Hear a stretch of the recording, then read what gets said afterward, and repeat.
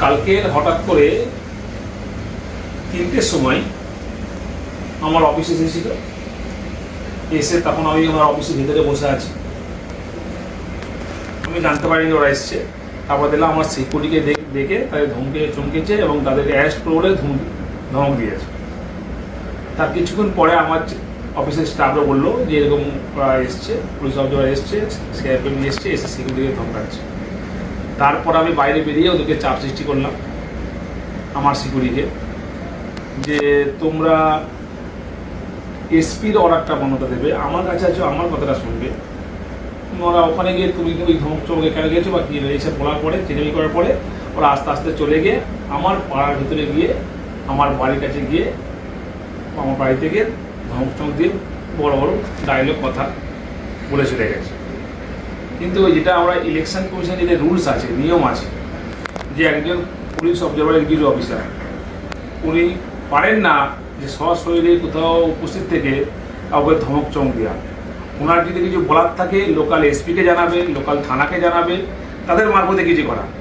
ওরা লোকাল পুলিশও দিচ্ছে না, কাউকে দিচ্ছে না, ডাইরেক্ট সিআরপিএফ নিয়ে গিয়ে শুধু আমার বাড়িতে না, আমার যারা সহকর্মী আছেন প্রত্যেকটা অঞ্চলে যারা অঞ্চল সভাপতি আছেন, নেতাকর্মীরা আছেন, তাদের বাড়ি থেকে ধমক চমক দিচ্ছে, রেড করছে। রাতে অন্ধকারে গিয়েও সিআরপিএফ গিয়ে আমাদের মায়েদের বোনদের ওপর ধমক দিচ্ছে, শিলধ্বনি করার মধ্যে বুদ্ধি মারছে, কথা বলছে এবং ভয় দেখাচ্ছে। তাতে বাচ্চারাও ভয় পাচ্ছে, বাড়ির বয়স্ক লোকেরাও ভয় পাচ্ছে।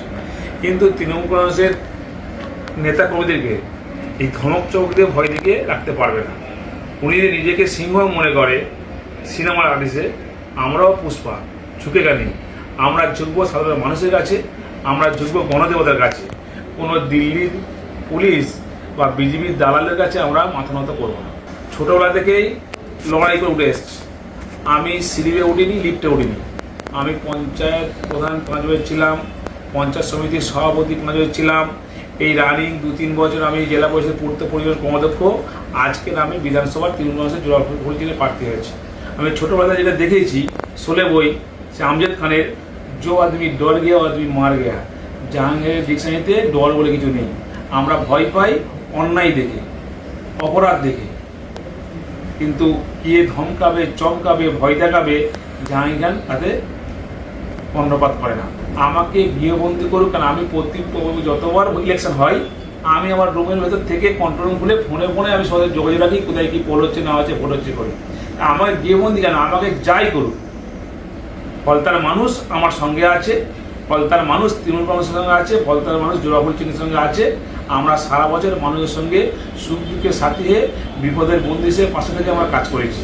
তাই ফলতার গণদেবতা, ফলতার সাধারণ মানুষ যখন আমার সঙ্গে আছে, সেখানে ইলেকশন কমিশনার বা দিল্লির পুলিশ বা বিজেপির দালালরা কী করবে সেটা আমার যায় আসে না।